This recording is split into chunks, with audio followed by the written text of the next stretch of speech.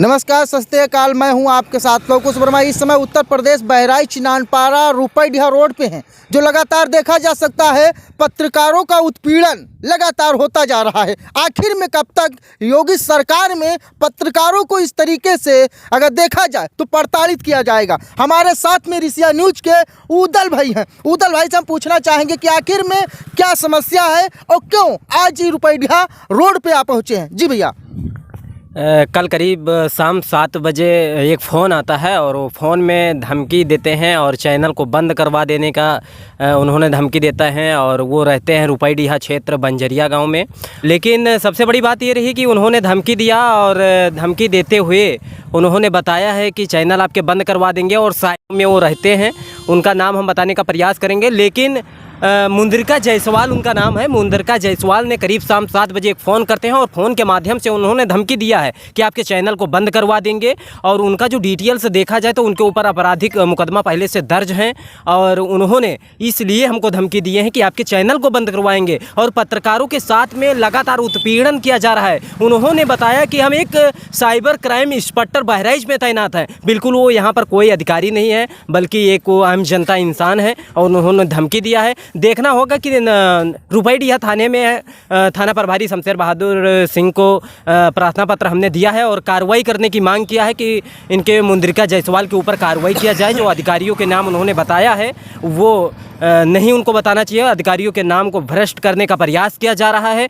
उनके ऊपर देखना होगा कि कब तक उनके कार्रवाई होता है। बिल्कुल, लगातार हम उस खबर पे बने हैं जहां पर देखा जा सकता है सोशल मीडिया पर लगातार अगर देखा जाए तो कहीं ना कहीं से मीडिया को ही टारगेट में किया जा रहा है। ऐसे में हम आप लोगों को बताना चाहेंगे उत्तर प्रदेश में लगातार मीडिया अपना जिम्मेदारी के साथ ग्राउंड कवरेज करता है। ऐसे में अगर देखा जाए तो कहीं ना कहीं से दबंगों का हौसला आखिर क्यों बढ़ता है? क्या हम लोग सत्यता नहीं दिखा सकते हैं? सत्य दिखाने के लिए इस तरीके से धमकियां मिलेगी लगातार। हमारे साथ रामेश्वर भाई हैं, हम इनसे भी पूछना चाहेंगे कि आखिरी में इस तरीके से क्यों पत्रकारों के ऊपर उत्पीड़न किया रहा है। देखिए महोदय जी, नमस्कार। ये जो मुंद्रिका जायसवाल जो हैं, जिन्होंने धमकी दिया है उदल को, इनके ऊपर मुकदमा लिखवाना समझ लीजिए फ़र्ज बनता है। क्योंकि इस तरीके से आज उन पे दिए हैं, कल किसी और को देंगे।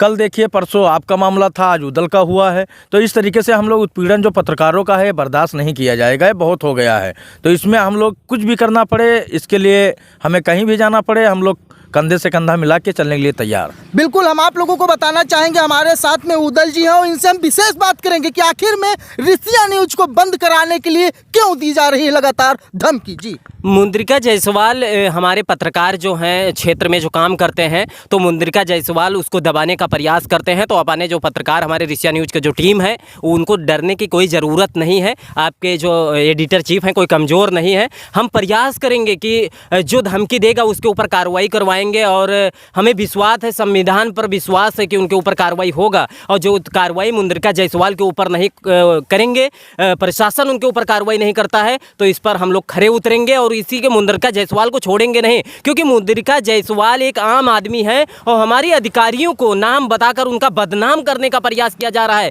हमको साइबर क्राइम नाम बताकर हमको प्रताड़ित किया जा रहा है। उन्होंने प्रताड़ित करने के लिए बताया कि ऋषिया न्यूज़ चैनल को बंद करवा देंगे। विशेषता बात उन्होंने पूछा, हमारे चैनल के बारे में उन्होंने पूछा जो उनको पूछने का कोई अधिकार नहीं था। और जो अधिकार था तो उस सूचना अधिकारी को था।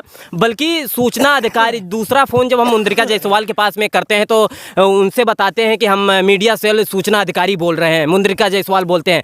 गहरानता से जब हमने जांच किया तो रुपईडीहा थाना क्षेत्र बंजरिया गांव के मुंद्रिका जायसवाल रहने वाले हैं। उनसे कोई हमारी पहले से कोई दुश्मनी भी नहीं है। लेकिन अब क्या जाने वो क्या करना चाहते हैं हमारे साथ, और हमें वो विश्वास है कहीं ना कहीं हमको अटैक करने वाले हैं और उन्होंने जान से मारने का धमकी दिए हैं। देखना होगा कि जो रुपईडीहा थाना प्रभारी शमशेर बहादुर सिंह हैं वो कब तक उनके ऊपर कार्रवाई करते हैं। और जो कार्रवाई नहीं करेंगे तो इस पर पत्रकार जो ग्रुप है वो खरा उतरेगा।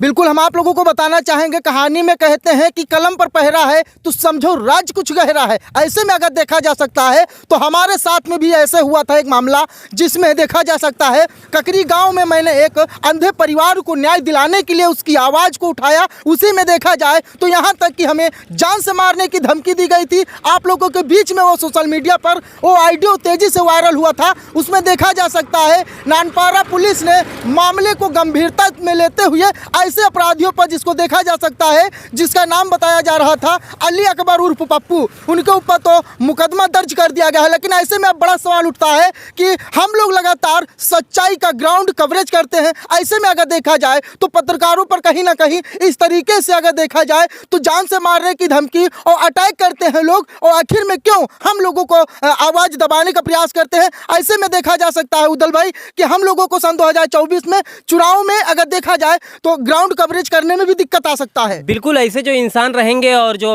लगातार जो 2024 में पत्रकारों को टारगेट किया जाएगा तो ये बड़ा असर होगा।